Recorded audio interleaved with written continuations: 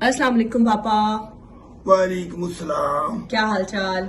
اللہ کا شکر الحمدللہ. اچھا پاپا, کیا ٹاپک ہے آج کا؟ آج کا موضوع بڑا دلچسپ ہے. جی اس کا موضوع ہے حقیقت کی دنیا کا علم. جی. یعنی اصلی دل اور نقلی دل کیا ہے. اس موضوع پر میں انشاءاللہ آج تبصرہ کروں گا انشاءاللہ. جی. بسم اللہ. رب اشرح لی صدری ویسر لی امری واحلل عقدۃ من لسانی یفقہوا قولی. رب زدنی علما رب زدنی علما. حقیقت کی دنیا کے خوبصورت موضوع پر میں گفتگو کر رہا ہوں. میں طالب علمی کے زمانے میں پنجاب یونیورسٹی کی لائبریری میں مطالعہ میں مصروف تھا کہ میری نظر ایک ناول پر پڑی جس کا ٹائٹل تھا حقیقت کی دنیا، جس کا مصنف ہندوستان کا سکھ رائٹر تھا جس کا نام میں بھول چکا ہوں. اچھا ہاں صحیح. اس نے مجھے اتنا متاثر کیا کہ 40 سال کے بعد بھی مجھے نہیں بھولا. انشاءاللہ اب بھی آپ بھی متاثر رہے بغیر نہیں رہ سکتے. صحیح صحیح. اب آئیے اصل موضوع کی طرف. زمانے کا ستایا ہوا شخص ایک بزرگ یعنی ولی اللہ کے پاس چلا گیا. اس نے اس سے درخواست کی کہ مجھے آپ حقیقت کا علم دے دو، میں اس سے بے شمار فائدے حاصل کر لوں گا، کیونکہ اس علم کی وجہ سے میں نقصان والا کام نہیں کروں گا. اس بزرگ نے فرمایا کہ تم یہ علم حاصل نہ کرو، کیونکہ اس علم کی وجہ سے اصلی حقیقت آپ کو آشکارا ہو جائے گی تو آپ پریشان ہو جائیں گے. اس لیے یہ علم میں آپ کو نہیں سکھاؤں گا. اس نے کہا بزرگوں، میں آپ کی زندگی بھر احسان مند رہوں گا، جو بھی مجھے قیمت ادا کرنی پڑے میں تیار ہوں. بزرگوں نے فرمایا برخوردار، تم برداشت نہیں کر سکو گے، نہ ہی سکون میں رہو گے. یہ حقیقت کا علم بہت مشکل ہے، اس میں بڑے بڑے فیل ہو جاتے ہیں. اس لیے آپ واپس چلے جائیں، میں یہ علم آپ کو نہیں سکھا سکتا. وہ یہ سن کر بچوں کی طرح رو کر کرنے لگا کہ ہر طرح کی قسمیں کھانے لگا کہ میں کبھی بھی شکایت نہیں کروں گا، نہ ہی تنگ کروں گا. میں تو آپ کی چوکھٹ پر لیٹ گیا ہوں. میں نے قسم کھا لی ہے کہ جب تک یہ علم مجھے آپ نہیں دے دیں گے میں واپس نہیں لوٹوں گا. جب اس نے انتہا درجہ کی حد کر دی تو بزرگوں نے اس کو حقیقت کا علم سکھا دیا. اچھا. اب وہ گھر کی طرف روانگی اس کی شروع ہوگی. اب وہ بڑا خوشی خوشی گھر کی طرف روانہ ہو گیا، جیسے اس کو بہت بڑا خزانہ مل گیا ہو. دل ہی دل میں سوچنے لگا کہ اب میں صرف نفع والا کام کروں گا، میں دنوں میں امیر ہو جاؤں گا. اتنی دولت میرے پاس آ جائے گی کہ شہر کے شہر خرید لوں گا. ایک وقت آئے گا کہ میں بادشاہ بن جاؤں گا. میرے آگے اور پیچھے لوگ ہی لوگ ہوں گے جو مجھے سلام کریں گے. ایک دن وہ بھی آئے گا کہ میں ایک خوبصورت شاہی لباس پہ سٹیج پر کھڑا ہو کر فوج کی سپاہ کی سلامی لوں گا. جو میں چاہوں گا وہ میں کروں گا. ہر طرف میری ہی چرچے ہوں گے. بڑی عیش و عشرت کی زندگی ہوگی. وہ اپنے سفر کے دوران اپنے خوابوں میں اتنا ڈوب گیا کہ اس کو اپنے سفر کا بھی احساس نہ ہوا. اچھا. سب سے پہلے سامنے سے اس کی بیوی دوڑتی ہوئی آئی تو اس نے کہا میرے سر کے تاج آپ مجھے بتائے بغیر کتنے دنوں سے غائب ہو گئے ہو؟ میں نے تو آپ کی کمی اور اداسی محسوس کی ہے. اب آپ نے کہیں نہیں جانا، اگر جانا بھی ہوا تو مجھے ساتھ لے کر جانا، میں تو آپ کے بغیر مر جاؤں گی. اچھا. وہ بولا تم وہ بکواس کر رہی ہو، تمہارے دل میں تو ہر وقت میرے ساتھ کہ یہ میرے ساتھ ہر وقت لڑتا جھگڑتا رہتا ہے، تنگ کرتا رہتا ہے. اچھا ہوا دفعہ دور رہا. نکھٹو میری آزادی میں پریشانی ڈالے گا، یہ کیفیت اس کی علم کی بدولت حاصل ہو رہی تھی. بیوی بھی دل ہی دل میں پریشان ہو گئی کہ اب تو یہ سچ کہہ رہا ہے. لیکن بے شرمی کو ٹالنے کے لیے اس نے لڑائی ڈال دی، یہاں تک کہ یہ خامد نے نہ کھانا کھایا نہ ہی آرام کیا. بیٹا اب وہ بیچارہ پریشان ہو کر گھر سے اس حالت میں وہ واپس اپنے دفتر کی طرف روانہ ہو گیا. اچھا. غصے میں گھر سے بریف کیس لے کر اپنے دفتر روانہ ہو گیا. اس دن اپنے مقررہ کردہ وقت سے پہلے دفتر داخل ہوا.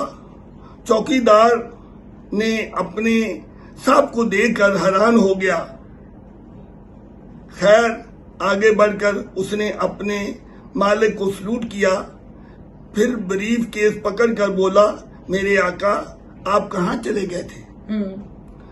آپ کے بغیر یہ دفتر سنسان اور سنسان لگ رہا تھا. آپ کی رونقیں بڑی ہیں، ہمیں تو کسی نے پوچھا ہی نہیں. آپ تو اکثر انعام و اکرام دیتے رہتے ہیں، ہر وقت ہمارا خیال رکھتے ہیں. میں نے تو خاص طور پر بڑا مس کیا ہے آپ کو. ابھی بات ختم نہیں ہوئی تھی وہ بولنے لگا تم جھوٹ بولتے ہو، تم بکواس کر رہے ہو. میرا دل تو یہ کہہ رہا ہے کہ میرا آفیسر ہر وقت چھوٹی چھوٹی بات پر لڑنا جھگڑتا ہے، ڈانٹتا ہے، پائی کا حساب لے. اس سے اس کے کلائنٹ آتے ہیں وہی اچھے ہیں جو ہمیں انعام و اکرام دیتے رہتے ہیں، ہماری خدمت کرتے رہتے ہیں. اس کے بغیر تو ہم آزادی سے انجوائے کرتے رہتے ہیں. اب مصیبت آ گئی ہے، میرا دل کہتا ہے کہ اس کے بوتھے پر تھپڑ رسید کروں. بد شکل انسان ہے. پھر اس نے کہا مجھے ایسے گندے اور غلط بیانی کرنے والے ملازم کی ضرورت نہیں، میری آنکھوں کے سامنے سے دفعہ دور ہو جاؤ، مجھے آئندہ نظر نہ آؤ. اس طرح اس سے بھی لڑ پڑا. اچھا. پھر اب وہ ملازم سے لڑ کر جو ہے وہ اپنے بیٹھا ہی تھا، تو غصے کی وجہ سے اب اس کا سر درد کر رہا تھا اور بھوک بھی لگی ہوئی تھی. ایسی پریشانی میں اسی سوچ میں تھا کہ اس کا جگری دوست آ گیا، تو اس کو دیکھ کر خوش ہو گیا کہ اب ہم مل کر کھانا کھائیں گے اور اچھی اچھی باتوں سے غم بھی دور ہو جائے گا. اٹھ کر گلے لگا کر کہا اے میرے دوست اچھا ہوا آپ آ گئے، ورنہ میں پریشان تھا. آؤ ہم مل کر پہلے کھانا کھاتے ہیں اور خوش گپیاں لگاتے ہیں. دوست بولا میرے پیارے یار میں کافی دنوں سے تیرا انتظار کر رہا تھا کہ وہ آئے. ایک کاروبار کا بڑا سنہری موقع ہے، اس میں فائدہ ہی فائدہ ہے. ہم بڑی جلدی امیر بن جائیں گے، تیرے سارے دکھ دور ہو جائیں گے. اب تو دنوں کی بات ہے، جو وہ اپنے طور پر قائل کرنے کی باتیں کر رہا تھا اس کے چہرے پر غمی کے آثار نمودار ہونے لگے. لال پیلا ہو کر بولا تم بڑے دھوکے باز ہو, تمہارا تو دل یہ کہہ رہا ہے کہ اس کی دولت کو حاصل کر کے ایسا چکر دوں گا کہ اس کو نانی سکھنے یاد آ جائیں گے. دولت کو حاصل کر کے باہر کسی ملک میں چلا جاؤں گا, ایک ہی یاد کرے گا. اب وہ زوردار آواز غصے میں کہا کہ دفعہ دور ہو جاؤ, تو تو یار مار ہے, تو آستین کا سانپ ہے. میں نے تجھ پر بھروسہ کیا, اگر مجھے یہ علم نہ ہوتا تو مجھے برباد کر دیتا. اس طرح اس سے بھی لڑ پڑا. وہ ایک ہی دن میں 3 کرداروں, بیوی, نوکر, دوست سے لڑنے کے بعد وہ انتہا دل برداشتہ ہوا. اس نے بے ثباتی مایوسی کے عالم میں اس نے جنگل کا رخ اختیار کیا. جب وہاں پہنچا تو اس کو سردی اور گرمی بھی لگی, بھوک اور پیاس نے بھی ستایا. تو اس کو اس وقت بزرگ کی بات یاد آئی کہ پتر, اللہ تعالیٰ نے لوگوں کے غیبوں پر پردہ ڈالتا رہتا ہے. عیبوں پر, ہاں, کہ اللہ تعالیٰ عیبوں پر پردہ ڈالتا رہتا ہے. ہاں, ورنہ تو کوئی انسان رہ ہی نہ سکے. ہاں, ظاہر نہیں ہونے دیتا. ذلت اور رسوائی سے انسان بچ جاتا ہے. اس پردہ کی وجہ سے دنیا کی زندگی پرسکون گزر جاتی ہے. جب جنگل میں مرنے کا خطرہ محسوس ہوا تو چاروں نچار گھر واپس لوٹ گیا. اب بیٹا وہ اتنا مایوس ہوا, اتنا پریشان ہوا کہ بھی وہ جنگل کی زندگی ظاہر ہے نہیں گزار سکا, کتنے دن رہا ہوگا. تو اب اس کو بزرگ کی یاد آئی تو اس نے کہا کہ واقعی یہ بات ہے کہ پردہ پڑا رہتا تو اچھا تھا. جب وہ گھر لوٹ کر آیا تو اس دروازے پر اس کا 6-7 سال کا بچہ اپنے باپ کو روتے ہوئے گلے لگ گیا اور کہہ رہا تھا کہ بابا جانی آپ کہاں چلے گئے تھے, میں آپ کی جدائی میں دن رات روتا رہا ہوں. اب باپ بھی اونچی اونچی آواز میں رونے لگا, بچے کو گلے لگا کر کہنے لگا میں نے تو حقیقت کا علم پا لیا ہے, میں نے تو حقیقت کا علم پا لیا ہے. کیونکہ بچے کی جو کیفیت زبان پر تھی وہی اس کے دل میں تھی. ایگزیکٹلی. نتیجہ اس کا کیا نکلتا ہے بیٹا, حقیقت کے علم کا نتیجہ کیا نکلتا ہے اس دنیا میں؟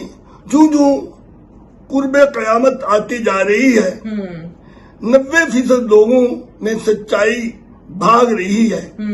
جھوٹ, دھوکہ دہی, فراڈ, ملمہ سازی بڑھتی جا رہی ہے. میاں بیوی کا خوبصورت بھروسہ والا رشتہ بھی نقلی بنیادوں پر استوار ہو رہا ہے. بے یقینی ناشکری کا بازار گرم ہے. اگر ہم نے اس امتحان کو ٹیسٹ کرنا ہے, بیوی کی سہیلیوں سے یا بیوی کی ماں سے یعنی ساس سے کی گفتگو میں عموماً 90% تعریف ناشکری اور منفی پہلو میں آئے گی. اس لیے گھروں کے جھگڑے نہ ختم ہونے والے آ رہے ہیں اور طلاق کی شرح بڑھتی جا رہی ہے.